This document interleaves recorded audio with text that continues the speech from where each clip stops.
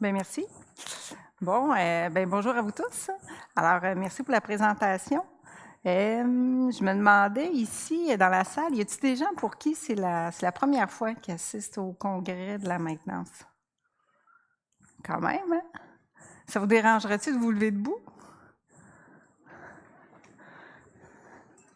J'ai demandé la permission à Jean-Robert, parce qu'habituellement, c'est lui qui fait la présentation, Jean-Robert Claveau, qui fait la présentation après le dîner.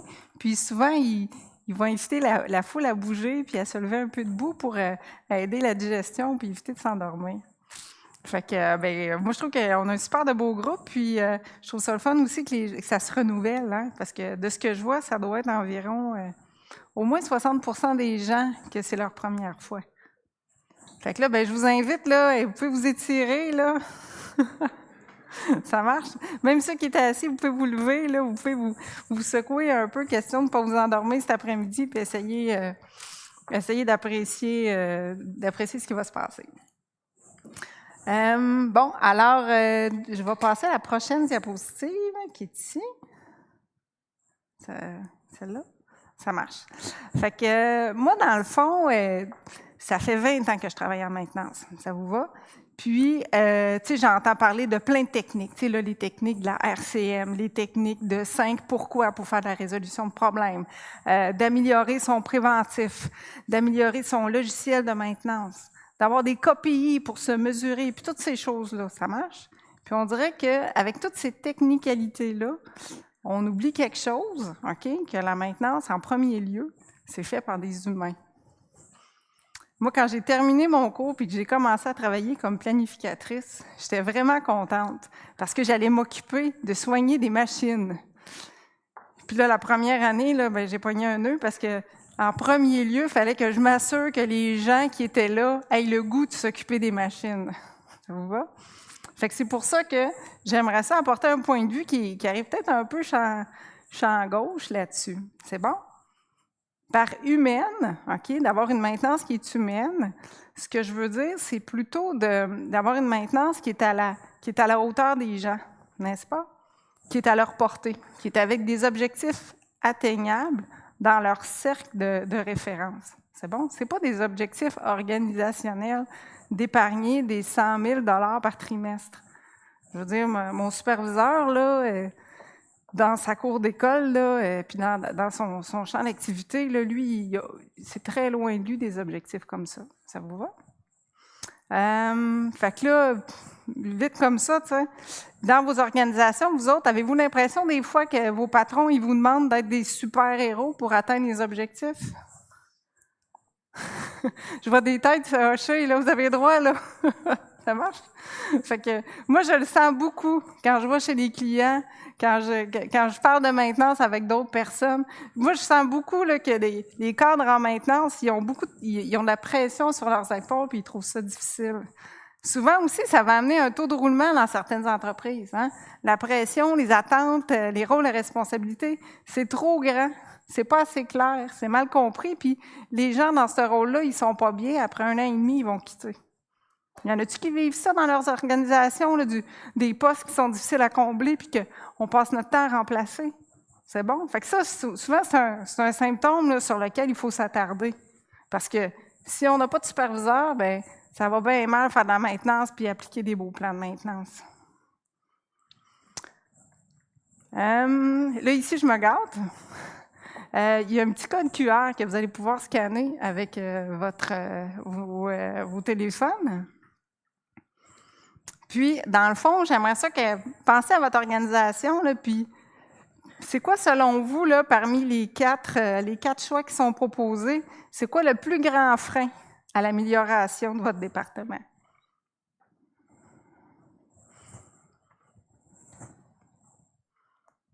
Oui, c'est sûr qu'on va laisser le temps aux gens de répondre, puis c'est comme un site Internet là, avec des formulaires Forms là, de compiler toutes les réponses. Là.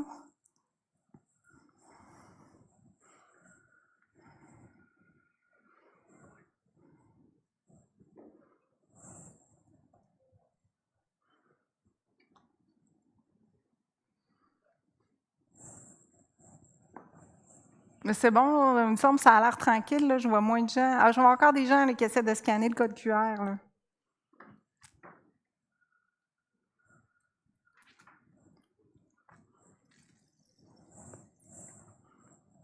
Bon. On va essayer d'y aller. 53 réponses, c'est-tu... On va attendre un peu? C'est bon.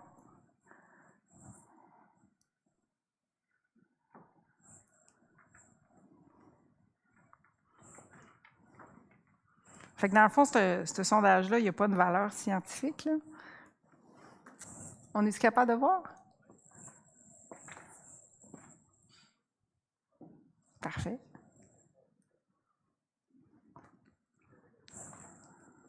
Ah, ben, je trouve ça quand même intéressant de voir le mode réactif qui revient malgré tout avec compétence et efficacité des...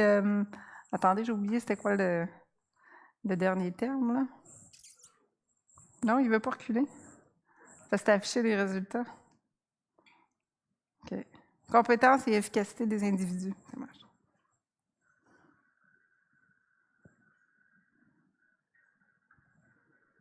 Sur les 75 réponses.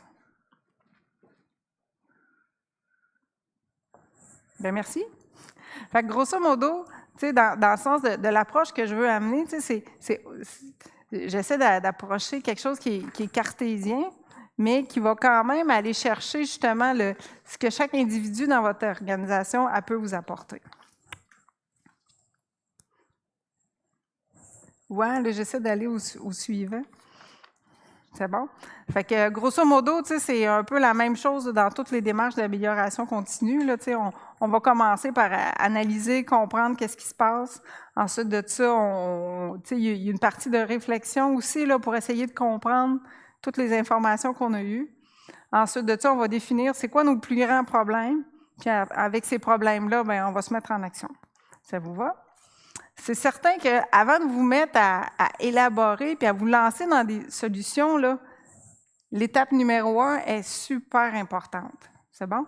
Fait que je vous invite vraiment là, à aller voir qu'est-ce qui se passe sur le plancher, comment ça se passe au quotidien, comment se déroulent les rencontres. Tu sais, là, en maintenance, il y a des rencontres de planification, il y a des rencontres de revue, de revues à chaque jour, il y a les rencontres de début de corps. Tu sais, je vous invite à assister à ces rencontres-là, à constater c'est quoi le climat général pour vraiment voir puis ressentir avec les différentes personnes de la maintenance qu'est-ce qui se passe dans leur quotidien. Faites attention aussi parce que vos expériences passées, ça va teinter votre jugement.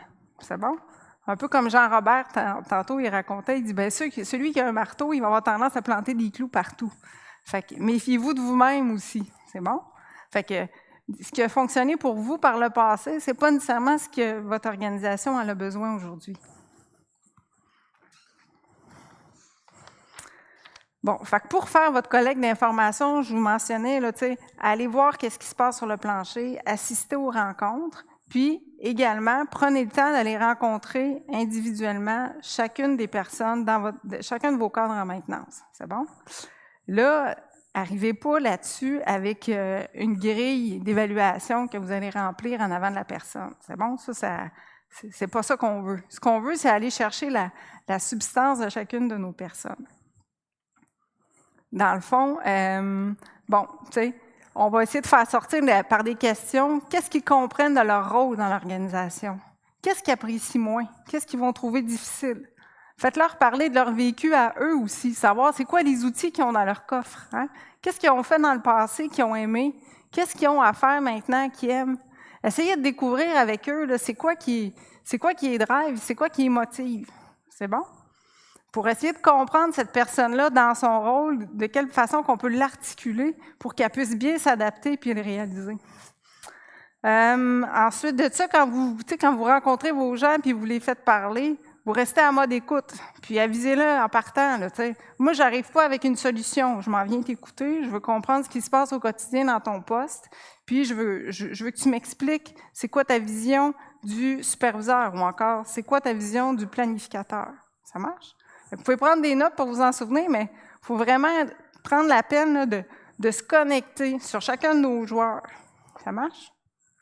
Parce que, là, c'est pour ça que j'ai mis une image d'un terrain de basketball. Parce que moi, dans ma vie personnelle, j'ai 2 enfants qui jouent au basket, fait que je ne vois que ça dans mes temps libres. Puis, la maintenance, c'est un peu comme une équipe de basket. Chaque joueur a son rôle, c'est bon? Les gens ne font pas tous la même chose sur le jeu, mais les rôles sont complémentaires. Puis c'est ça qui fait qu'on va réussir à mettre le ballon dans le panier. C'est bon? Fait que nous, en maintenance, notre objectif, c'est de réaliser un travail. Hein?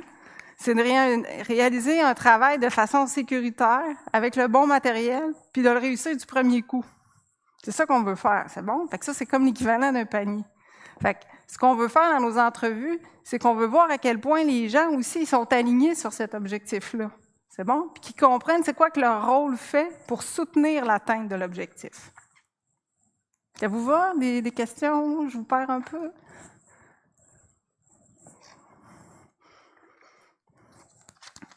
Bon, un coup que vous avez... bon, fait que quand vous allez rencontrer ces gens-là, OK,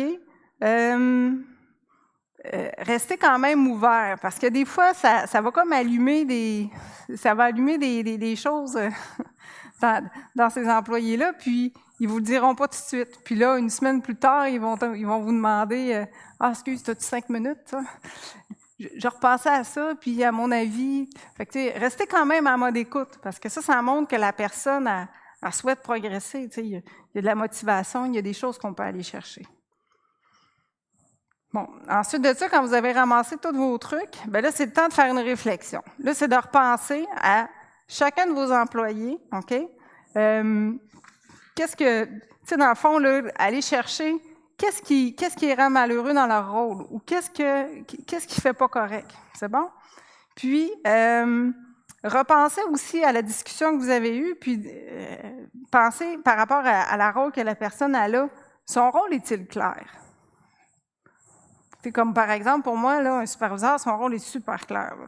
Lui, son rôle, là, c'est de faire la part des choses entre les urgences, puis de planifier, puis de s'assurer que son équipe réalise les travaux qui sont dans le meilleur intérêt de l'organisation. Ça vous va? Ça, c'est ça le rôle du superviseur. Si mon superviseur, là, il me parle de santé-sécurité, de levage, de modification, de magasin, bien là, il n'est pas à la bonne place. Là. Ça vous va? Fait que là, tu sais, assurez-vous que la personne, elle comprend son rôle, puis elle sait c'est quoi qu'il faut qu'elle fasse. Comme dans un jeu de basket, hein? Il y en a que leur rôle, là, c'est d'attendre dans le fond du terrain, puis quand la balle, elle arrive, bien, ils la mettent dans le panier. C'est bon? Puis il y en a d'autres que leur rôle, c'est d'autres choses, tu sais. Il y en a que leur rôle, c'est d'aller la chercher puis de l'enlever aux autres. Après ça, aller chercher, tu sais, là, tenter de comprendre c'est quoi qui fait que les gens sont pas satisfaits. C'est quoi qui les rend malheureux dans leur travail? C'est-tu la surcharge de travail? C'est-tu l'abondance des pannes? C'est-tu la pression de l'opération? Fait que, tu sais, là, questionnez-vous. Essayez de chercher c'est quoi qui rend ces gens-là malheureux. Dans les autres choses aussi, c'est après ça, questionnez-vous vous-même. Est-ce que mes exigences sont trop grandes? Est-ce que je donne trop de responsabilités à cette personne-là? Tu sais, le repenser, est-ce qu'elle la voit dans son rôle comme responsabilité? Est-ce que ça devient trop de tâches pour une seule personne? Généralement aussi, là, tu sais, on fait tu sais, là, on réfléchit, on voit plein de problèmes, plein de solutions, mais avant de se mettre à élaborer nos solutions, bien, souvent, en fiabilité, ce qu'on fait, c'est qu'on cherche la cause racine.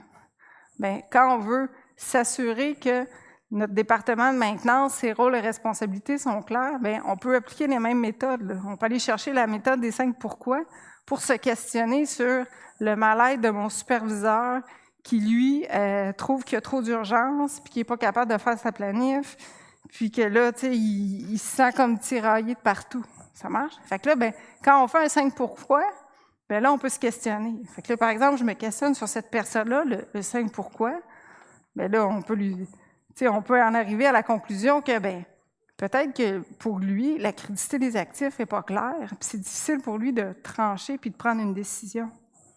Des fois, ça peut être aussi parce que c'est l'opération qui n'a pas la bonne idée de la criticité des travaux, puis que pour eux, tout est urgent. Puis qu'il faudrait que ce soit de l'autre côté qu'il y ait un filtre avant que ça arrive au superviseur. Ça vous va? Fait que des fois, tu sais, on va se questionner, puis on veut aller vraiment là, tu sais, mais pourquoi pour en arriver à trouver le problème. Là, quand vous avez regardé toutes ces choses-là, si on ne veut pas se décourager, bien, on choisit 2 problèmes. On ne peut pas tous les résoudre en même temps. Ça marche parce que sinon, on s'épuise, on s'éparpille, on n'a pas de crédibilité, on perd le focus, puis ça ne fonctionne pas. Ensuite de ça, je voulais vous donner des exemples, OK? Sur, par exemple, dans les rôles et responsabilités, des fois, il y en a un qui ressort du lot. C'est bon? C'est comme... il y a une personne avec qui j'ai travaillé, elle avait été embauchée. C'était un électromécanicien, très travaillant, très motivé, apprécié de toute son équipe. Puis un jour, il a eu l'opportunité de devenir le superviseur. Fait qu'il est devenu superviseur. Puis là, ça se passait pas bien, là. Fait que lui-même n'était pas heureux, son équipe n'était pas heureuse, ses patrons n'étaient pas satisfaits. Puis là, finalement, quand on écoutait la personne, bien, c'était toujours la faute des autres. N'est-ce pas? C'est pas de sa faute, c'est le système qui est mal fait, c'est le système qui est mal pensé. Pour finalement, quand on le questionne, puis qu'on veut aller voir plus loin, mais c'est parce que cette personne-là, elle, ce qu'elle aimait, là, c'était améliorer les équipements. C'était remplacer des instruments désuets par des nouveaux instruments plus modernes pour détecter la présence d'un convoyeur ou encore mieux mesurer la chaleur dans un silo. C'est bon? Lui, c'était ça qui le drivait et qui le rendait heureux. Puis là, dans son nouveau rôle de superviseur, il ne pouvait pas faire ça. Fait que dans le fond, là, à la base, cette personne-là, c'était pas seulement qu'elle ne comprenait pas son rôle, c'est que finalement, c'était pas ça qu'elle voulait faire. Fait que là, dans ce temps-là, mais là, ça peut nous amener à prendre des décisions difficiles. Ça vous va? Mais tu sais, il faut essayer de comprendre aussi pourquoi il y a des gens qui sortent du lot, puis essayer de trouver comment apprendre ces aptitudes-là ou ces intérêts-là pour justement faire un levier pour qu'elle travaille mieux dans son rôle. Là, j'ai dû... OK, ça marche. Ensuite de ça, définir le rôle de chacun. Fait que tout à l'heure, je vous ai décrit là, pour moi, c'est quoi un superviseur, mais tentez aussi là, vous-même de réduire à sa plus simple expression, c'est quoi le rôle du planificateur, n'est-ce pas? Comme là, ici, je vous ai facilité la vie. Là. Fait que là, le planificateur, là, à sa plus simple expression, c'est ça son rôle. Fait que, il faut que cette personne-là, là, elle se souvienne qu'elle, à chaque semaine, là, son objectif, c'est de livrer une cédule de travaux pour lesquels elle a obtenu des pièces puis elle a défini une méthode de travail. Ça vous va? Ensuite de ça, pardon, il y a une petite erreur ici, là, il aurait fallu que ce soit en bleu. Fait que notre ingénieur technicien de maintenance, ben, eux autres, leur rôle, c'est de servir comme référence pour les modifications, puis c'est de s'assurer de la qualité des informations pour les dossiers d'équipement. Ça vous va? Fait qu'il faut vraiment se ramener à chacun de nos rôles, à sa plus simple expression. Qu'est-ce que j'ai besoin qu'il fasse dans mon organisation? Là, j'ai parlé, dans le fond, on va cibler 2 problèmes. Ça marche. Puis, on va se centrer sur ces problèmes-là, puis qu'est-ce qu'on peut mettre en place pour les résoudre. Fait que, par exemple, on peut dire, sans cibler nécessairement des individus, c'est bon. On peut définir que notre problème, par exemple, ce serait que je ne réussis pas à réaliser ma planification. Je réalise seulement 20 % de mes travaux à chaque semaine. Ça crée un découragement dans mon équipe, n'est-ce pas? Fait que là, mon planificateur est découragé parce que 80 % de ses travaux qu'il a planifiés ne sont pas faits. Fait que là, ben, à la longue que ce système-là fonctionne, ben là, lui, il ne se donne pas la peine de bien préparer des travaux parce qu'il sait qu'ils ne seront pas faits. Puis, dans la même suite des choses, mon superviseur, lui, il sait que la cédule qu'il va recevoir, ben 80 % des travaux qu'il y a dedans, il ne les fera pas.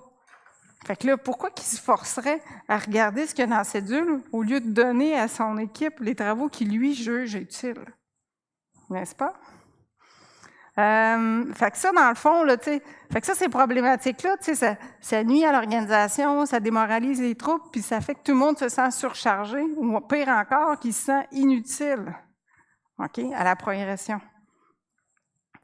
Dans d'autres points, un autre exemple aussi que j'aimerais vous donner, c'est il y a des rencontres qui ont lieu à chaque semaine. Puis j'ai un client, le superviseur, lui, il trouvait ça inutile de participer aux rencontres. Lui, quand il peut, il y va pas. Puis dès qu'il a la chance, il sort de la rencontre pour répondre à son téléphone. Puis pourquoi il se sent inutile, c'est qu'il a l'impression de ne pas être écouté. Il a l'impression qu'il ne peut rien changer à la planification qui s'en vient des prochaines semaines. Son avis, il n'est pas considéré. Fait que là, étant donné qu'il ne donne pas son avis, ben, il n'est pas d'accord avec la planification qu'il reçoit la semaine suivante. Puis le taux de respect de la planification est encore mauvais. N'est-ce pas? Fait que là, dans les solutions à mettre en place, mais là, ça commence à s'éclaircir. Enfin, notre superviseur, c'est un gars intelligent, il est sur le plancher, il connaît les problèmes. Bien, lui, là, s'il peut prendre là, 15 minutes pour se préparer avant sa rencontre, puis indiquer c'est quoi qu'il a besoin pour résoudre les problèmes, bien là, il va devenir utile. Ça marche? Fait que, par exemple, dans vos rencontres, les gens qui participent, bien, il faut qu'il y ait une utilité, n'est-ce pas? Il faut qu'il y ait un peu de préparation à faire, il faut qu'il y ait leur mot à dire, puis il faut qu'ils participent à la discussion. Il faut qu'ils participent à la décision aussi. Ça vous va? Par rapport à ça, moi, ce que je vous invite, c'est vraiment d'aider à recentrer vos ressources sur le rôle, mais en considérant aussi que ça prend une charge de travail qui est équitable. Ça va? Je ne vous ai pas trop endormi? Ça allume-tu des choses chez vous? Y en a-t-il qui vivent là, des expériences douloureuses de rencontres interminables? Puis, y en a-t-il qui ont déjà pensé à lever la main puis à dire, moi, cette rencontre-là, elle m'appelle pas. Parce que au-delà de la démarche que je vous propose, vous-même aussi, en tant qu'humain, vous pouvez manifester là, qu'est-ce qui fait pas de sens dans votre organisation pour que ça devienne quelque chose d'encore plus utile. Parce qu'il n'y a rien de pire qu'une rencontre de 1h30 qui s'éternise, puis que tout le monde a l'impression qu'elle ne sert à rien.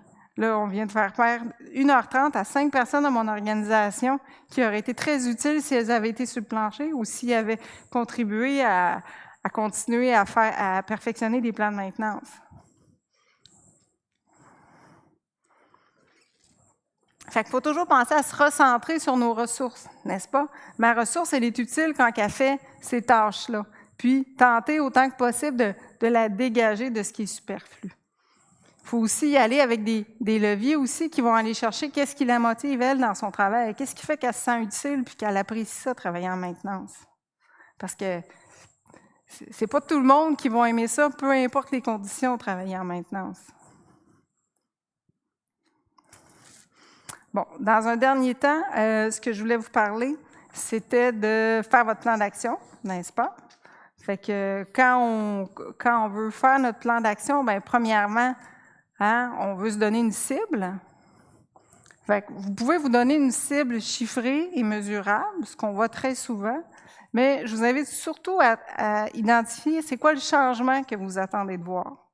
Par exemple, est-ce que vous souhaitez que votre superviseur et votre planificateur se parlent plus?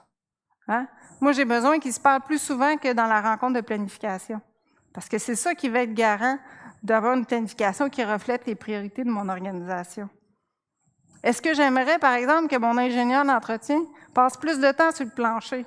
Parce que quand il passe du temps sur le plancher, bien, il comprend mieux les problèmes puis il va mettre en place des meilleures solutions. Ça vous va?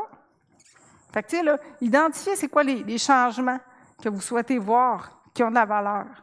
OK? Puis, après ça, quand on fait la mise en place, bien, c'est pas tout là, d'initier un changement puis d'amener des choses. Il faut supporter la mise en place, il faut supporter la personne qui vit le plus grand changement.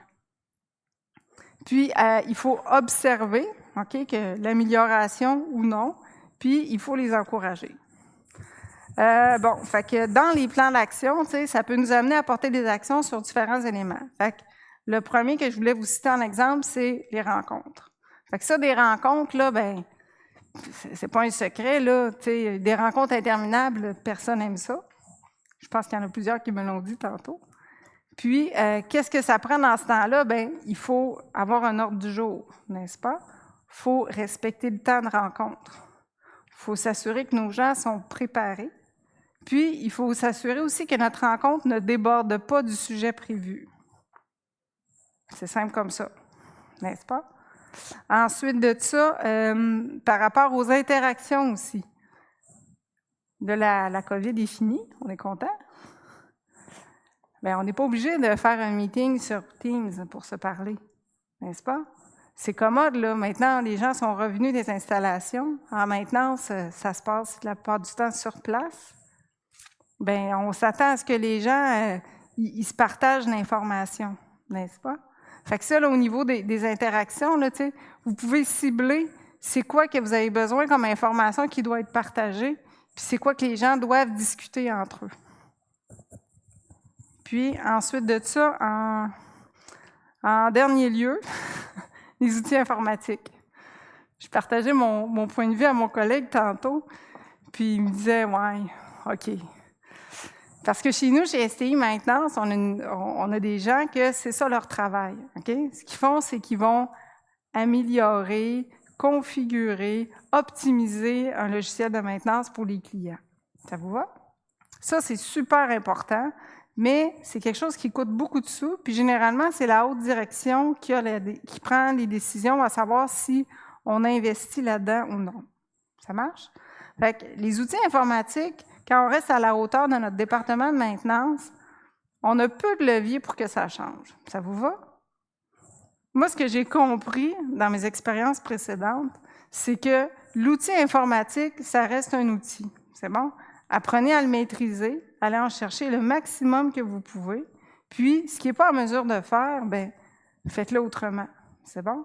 Surtout pour les planificateurs. C'est bon? Moi, j'ai rencontré beaucoup de gens là, qui avaient l'impression qu'ils n'avaient pas rentré assez de données, qu'ils n'avaient pas assez d'informations, puis que ce n'était pas suffisant, puis que finalement, ils passaient leur journée en avant de leur ordinateur, puis qu'ils n'allaient pas voir ce qui se passait. Mais c'est pas comme ça là, qui va être utile, puis qui va être en mesure de déterminer les travaux. C'est pas son écran d'ordinateur qui va l'aider à sélectionner les meilleurs travaux qui rentrent dans le prochain arrêt de la ligne numéro 4. C'est bon? C'est en allant voir l'état de l'équipement, c'est en discutant avec le superviseur, avec les ingénieurs d'entretien, avec l'équipe d'entretien aussi, qui va être en mesure de cibler c'est quoi qui est le plus important. C'est beau? C'est pas l'ordinateur qui va y dire. Fait qu'au-delà des outils, il faut que ces gens-là aussi, ils prennent possession de leur rôle puis qu'ils puissent assumer que bien, je vais prendre une décision, puis ce que je vais avancer, ça va être déjà ça de moi à faire. C'est correct? C'est pas trop d'informations d'un coup? Fait que les outils informatiques, oui, on en a besoin. Oui, c'est essentiel. Mais quand on n'a pas le levier pour les modifier, bien, on est capable de travailler puis d'avoir un département qui fonctionne. Tout à l'heure, ce matin, il y avait les Gruguet qui donnaient l'exemple. Là. Eux, ils n'en ont pas encore de GMAO. Ils se préparent à en avoir un. Fait que là, en attendant, bien, ils utilisent des fichiers Excel. Ça vous va? Fait que c'est comme une illustration là, que les outils informatiques, ça reste un accessoire puis un outil. Parce que faire de la planification, gérer des équipements en maintenance, bien, ça passe aussi par les gens qui sont là puis qui s'assurent que les travaux sont bien préparés puis sont bien réalisés. Ensuite de ça, qu'est-ce que je voulais vous donner comme exemple aussi? Dans un endroit où j'avais travaillé, le planificateur, il devait passer des heures à remplir des formulaires pour les sorties matérielles. Donc, à chaque fois qu'il y avait une composante qui devait être réusinée à l'externe ou reproduite, bien là, il y avait un formulaire à remplir, puis ça y prenait 15 minutes à chaque fois. Fait que ça, cette personne-là, quand on cumulait à la fin de la semaine le temps qu'elle avait passé à remplir les fameux formulaires, ça donnait quelque chose comme 15 heures dans sa semaine. Ça n'avait pas de bon sens. Ça vous va? Fait que de le réaliser, de le mesurer, ça va permettre justement de rendre la tâche de cette personne-là beaucoup plus agréable puis d'amener des changements. C'est bon? Dans l'exemple qui suit, le changement avait été très simple. On lui avait dit « Arrête de remplir le formulaire. » C'est bon? Arrête de remplir le formulaire, ça ne sert plus à personne. Ça vous va? Ensuite de ça, il faut faire attention aussi quand vous allez rencontrer les gens de vos équipes. Des fois, il y en a qui ont un très grand cœur puis qui veulent aider tout le monde. C'est bon? Fait que les gens qui aident tout le monde, pendant qu'ils les aident, ils font pas leur job. Ça marche? Fait que, tu sais, quand je parlais de centrer les gens sur leur tâche, ben c'est ça que je veux mentionner aussi, c'est que les grands cœurs que tout le monde aime puis qui sont comme la maman de l'équipe, là, ben là, faut les apprendre à se durcir un peu aussi puis à réaliser leur travail parce que c'est ça qui est utile pour l'organisation. Ça vous va?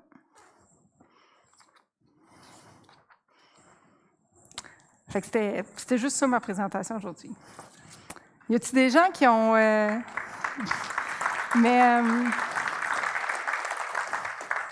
a-t-il des gens qui ont des questions, qui aimeraient témoigner de points là, en lien avec ça, qu'ils se rendent compte qu'il y a des changements à apporter chez eux? Oui? Tu as parlé tantôt de solutions, tu as peut-être des trucs pour nous autres. Là. Tu parlais d'un superviseur et d'un planificateur qui ne se parlent pas vraiment. Là. Des choses qui sont dures à forcer ou même si tu fais des rencontres de planification, si le superviseur il pense qu'il n'y a pas une chimie entre deux personnes, là, mais c'est deux personnes nécessaires qui doivent travailler ensemble. As-tu un truc pour ça? En fait, au niveau des trucs pour ça, il y en a qui vont faire du team building, mais des fois, ces gens-là, ils n'ont aucun intérêt en commun. Fait que dans le fond, ça peut être, par exemple, de demander au planificateur d'assister à la rencontre de début de corps. Lui, son objectif d'assister à la rencontre de début de corps, c'est de comprendre qu'est-ce qui se passe le matin, qu'est-ce qui va se faire de sa planif, puis avoir tout de suite l'information sur, par exemple, les travaux replanifiés. Fait que ça, c'est un objectif cartésien. Mais en réalité, ce que ça fait aussi, c'est que lui, par sa présence, ben, il vient supporter sa planification, puis là, il va être obligé aussi de constater qu'est-ce qui marche ou qu'est-ce qui ne marche pas là-dedans. Parce que là, tous les matins, ben là, il va être obligé il va devenir imputable un peu de ce qui a été fait. Après ça, moi, j'ai déjà vu des superviseurs, des planificateurs mis dans le même bureau. Comme ça, ben, il n'y avait pas le choix de se croiser. Ça leur permettait de faire ça. Ensuite de ça, des fois aussi, qu'est-ce que j'ai vu d'autre aussi pour les aider à se parler?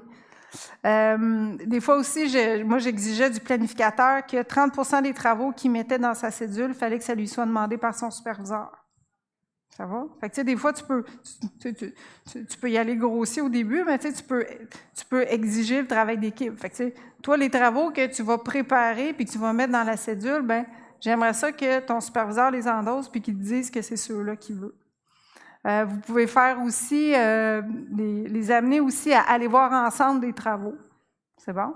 Fait que ça peut être des choses qui peuvent aider à faciliter le travail d'équipe puis à chacun à se comprendre. Après ça aussi, ben là, si vous faites des entrevues, ben, vous pouvez essayer de comprendre le point de vue de pourquoi que cette personne-là n'apprécie pas l'autre. C'est bon? Des fois, ça m'arrive, moi, il y a des individus avec qui j'ai peu de points communs. Puis que, tu sais, comme, mettons que j'y vais naturellement, là, j'aurais peu de considération pour elle, mais moi, je suis une consultante. Fait que j'aime tous mes clients également. Fait que moi, je me force, je m'en vais m'asseoir à côté de la personne qui semble la plus rébarbative. Fait que là, je vais m'asseoir à côté d'elle. Fait qu'en rencontre, ben, je suis pas vis-à-vis d'elle, je suis à côté d'elle. Fait que déjà là, c'est comme juste une symbolique de, ben moi, je viens m'asseoir à côté de toi pour t'aider.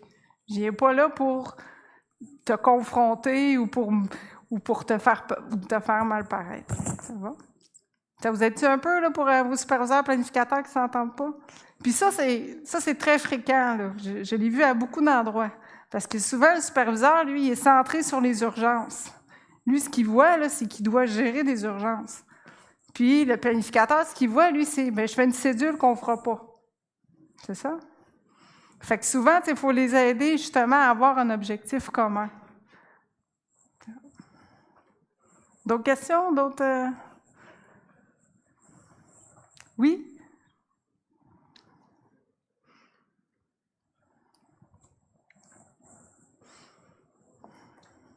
Bonjour. Bonjour. Stéphane Roberge d'Arbec. Je voudrais juste te dire merci parce qu'on vient tous ici chercher un ingrédient magique qui va nous permettre de réduire nos downtime, qui va nous permettre d'être plus fiables. Puis toi, tu nous ramènes à la base, qui est nos employés, à travers tous les concepts de fiabilité, préventif, prédictif, RCA, RCM, même l'intelligence artificielle qui commence à venir nous brasser un peu. Ben on oublie souvent nos équipes en dessous. On oublie souvent d'aller les voir, de parler avec eux autres. Les Japonais ont inventé le Gemba Walk, Go See By Yourself. Mais en tant que gestionnaire, c'est notre rôle aussi de descendre en bas, puis d'aller les voir, ces gens-là, puis de parler avec eux autres, puis de justement comprendre leur réalité. Donc, merci de nous emmener ce volet-là humain qu'on a tendance à oublier. Bien, merci. Merci.